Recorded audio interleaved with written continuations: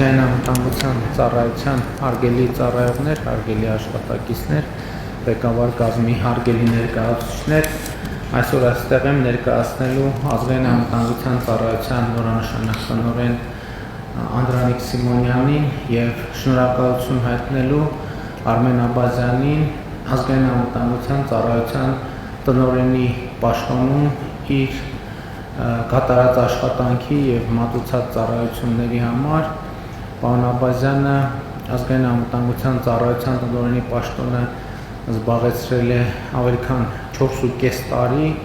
եւ իմ վարչապետության օրոք ամենաերկար պաշտոնավարած տնօրենն է եւ կարծում եմ այս ընթացքում ազգային անվտանգության ծառայությունը վերափոխումների բարեփոխումների բավականին լուրջ գործընթաց է անցել եւ նաեւ ձևակերպվել եւ ձևավորվել է ազգային անվտանգության ծառայության հետագա զարգացման ռազմավարության առնվազն նախագիծը, որը առաջիկայում մենք սահմանված կարգով նաեւ կընդունենք եւ կապահովենք ծառայության հետագա ընթացքը եւ զարգացումը եւ ես նախ ուզում եմ ձայնը տալ Պարոն Աբազյանին, համեցեք պարոն Աբազյան։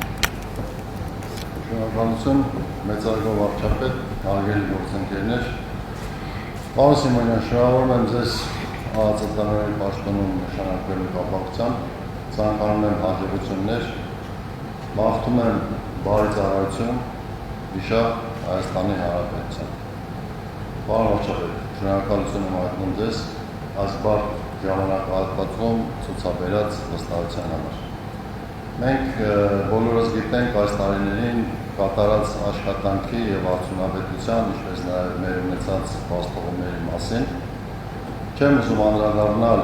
կատարված աշխատանքներին, հույս եմ հայտնում, որ ազգային անվտանգության ծառայությունը նույն բարեփոխությամբ, նույն ոգով շարունակելու է ծառայությունը Հայաստանի Հանրապետության ամրապնդման, բարօրության եւ ամրապնդման գործում։ Հարգելի գործընկերներ, շնորհակալություն եմ հայտնում ձեզ այս բարդ մարտահրավերներով լի տարիներին միասին անցած ճանապարհի համար։ Ձեր ծանր եւ պատասխանատու աշխատանքում մաղթում եմ բարի ծառայություն։ Շնորհակալ եմ։ Շնորհակալ եմ պարոն Աբազյան, հարգելի գործընկերներ, ըստ էության Անդրանիկ Սիմոնյանը նույնպես նոր մարդ չէ արդեն ազգային անվտանգության ծառայությունում, արդեն ավելի քան 4 տարի նա մինչ այս զբաղեցնում էր տնօրենի տեղակալի պաշտոնը, իհարկե դրանից առաջ նաև աշխատանքային գործունեությունը ծավալել է իրավապահ համակարգում եւ նաև տնօրենի տեղակալ նշանակվելուց առաջ եղել է առաջին ատյանի դատավոր Պարոն Սիմոնյան, խնդրեմ ձեզ եմ տալիս ձայնը։ Շնորհակալություն Հայաստանի Հանրապետության մեծարգո վարչապետ, հարգելի պարոն Աբազյան, գործընկերներ, նախ ցանկանում եմ շնորհակալություն հայտնել Հայաստանի Հանրապետության վարչապետին նման պատասխանատու պաշտոնում ինձ նշանակելու համար։ Գիտակցելով պատասխանատվության ողջ էությունը, ցանկանում եմ նաև փաստել, որ միաժամանակ մեծագույն պատիվ է հատուկ ծառայության ղեկավարի պաշտոնում ծառայել Հայաստանի Հանրապետությանը եւ Հայաստանի Հանրապետության քաղաքացիներին։ Մեծարգո վարչապետ, վստահեցնում եմ ձեզ, որ ծառայության պրոֆեսիոնալ անձնակազմի հետ համախոհությամբ կատարելու ենք օրենսդրությամբ մեր առջև դրված բոլոր խնդիրները։ Հարգելի պարոն վարչապետ, ձեր թույլտվությամբ ցանկանում եմ շնորհակալություն հայտնել պարոն Աբազյանին նախորդ շրջանում Հայաստանի Հանրապետությանը բերած իր ծառայությունների համար, միևնույն ժամանակ նշելով, որ իր թիվս այլոց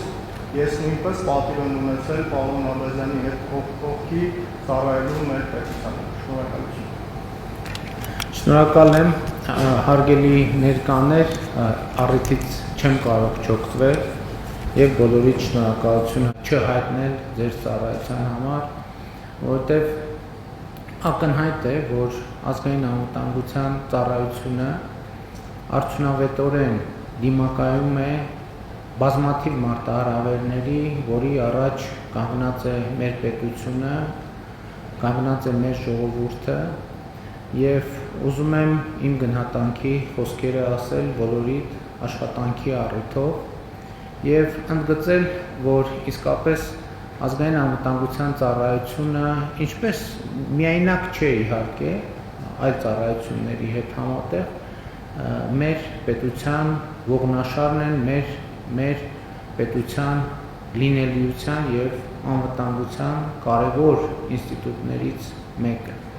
եւ ըստ էության տեսեք այն բոլոր մարտահրավերները, որոնք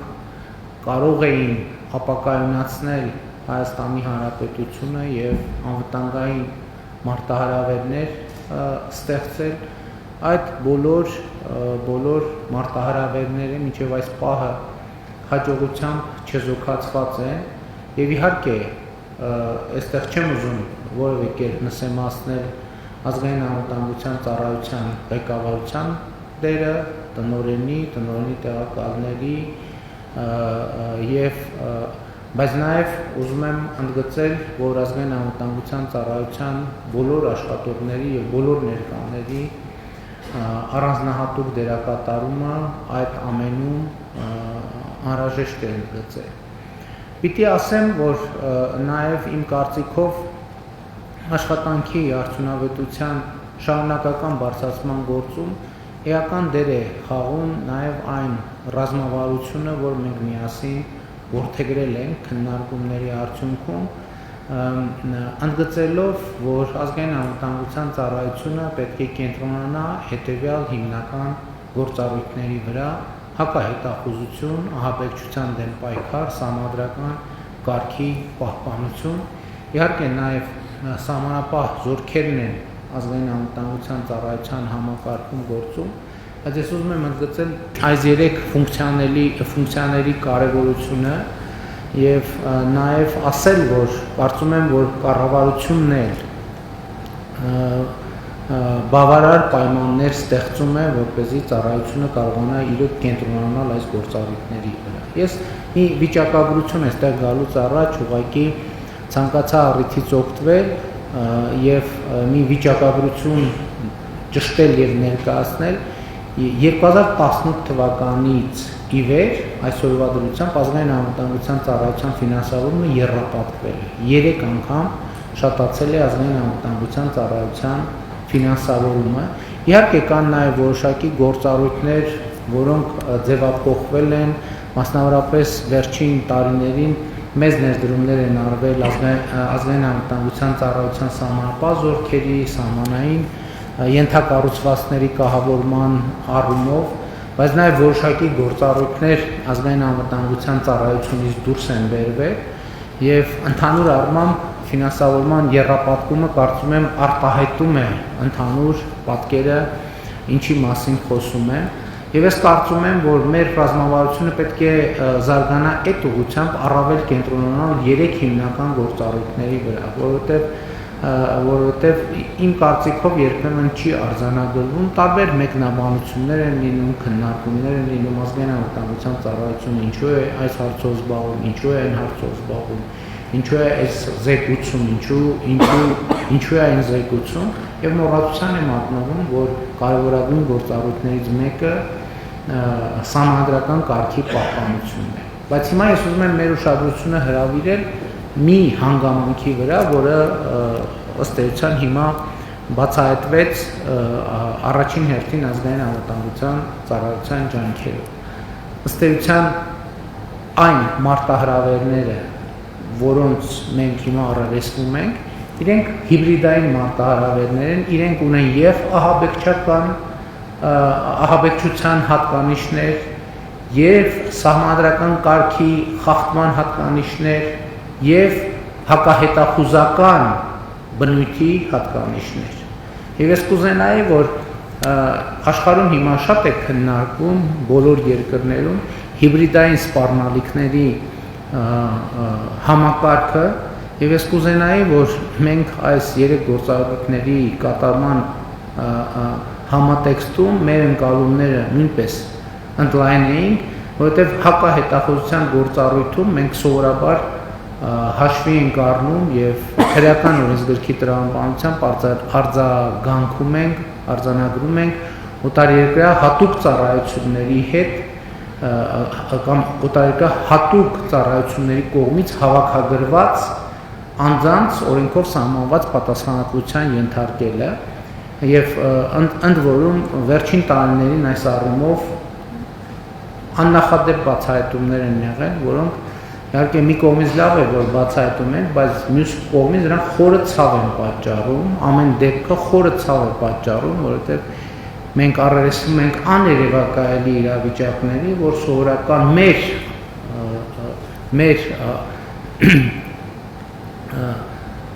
սովորական ընկալումների տրամաբանության մեջ չի տեղավորվում։ Բայց վերջին տարիներին մենք սկսել ենք աշխատել եւ ավելի լուրջ պետք է աշխատենք մի նոր, ոչ թե նոր, այլ թարմացված ինստիտուտի, ազդեցության գործակալների ինստիտուտի վրա, որտեղ չնայած քրեական օրենսգրքով ձևակերպված հատկանիշները գուցե չեն արտահայտվում, բայց պիտի նաև այս գործունեության ձևին նկատմամբ մենք կոնկրետ վերաբերմունք արտահայտելու հնարավորություն ունենանք, որովհետև ըստ էության երբեմն սա առավել վտանգավոր դրսևորումներ է ունենում,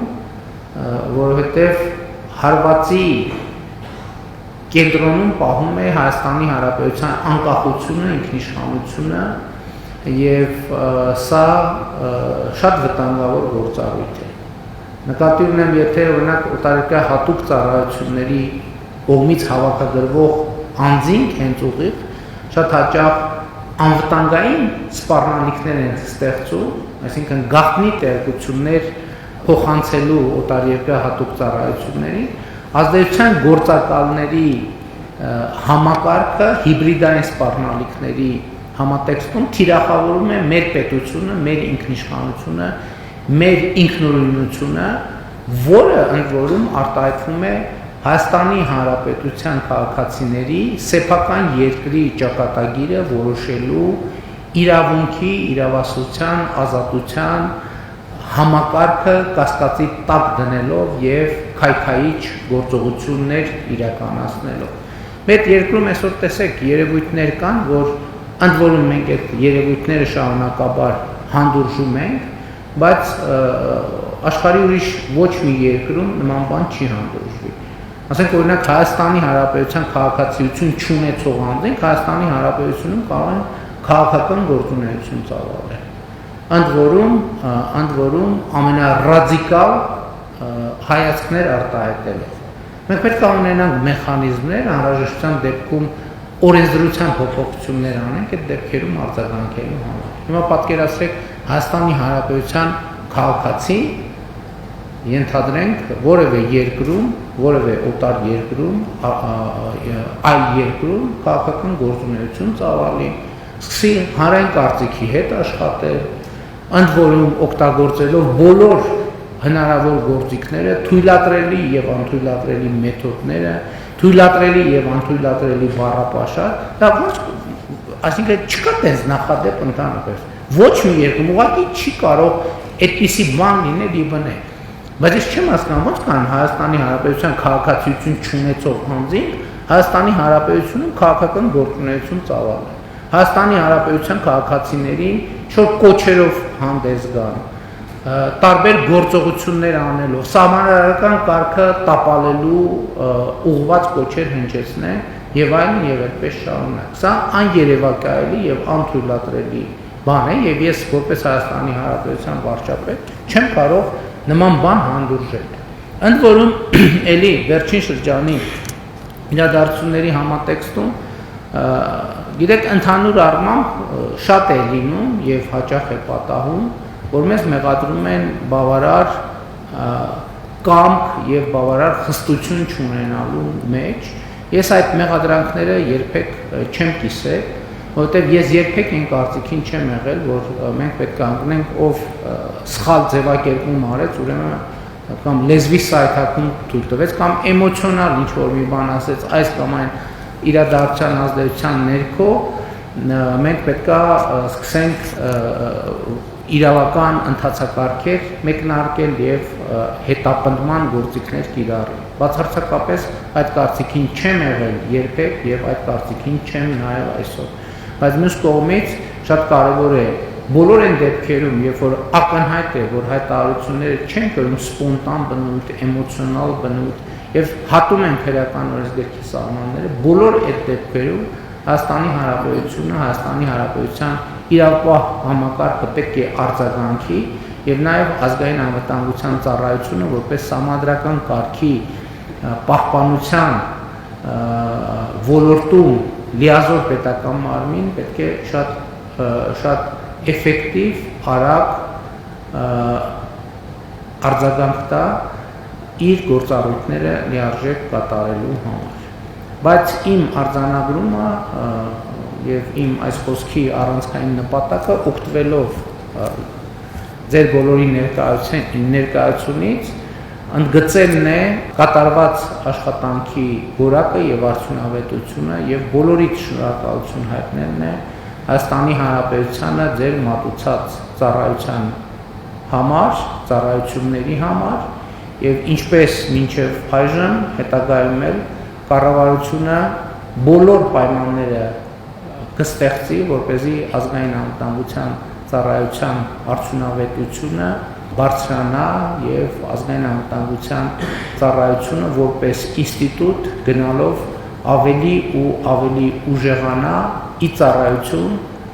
եւ ի բարօրություն Հայաստանի Հանրապետության պետականության նրա ժողովրդի քաղաքացիների եւ ապագայի։ Շնորհակալ եմ։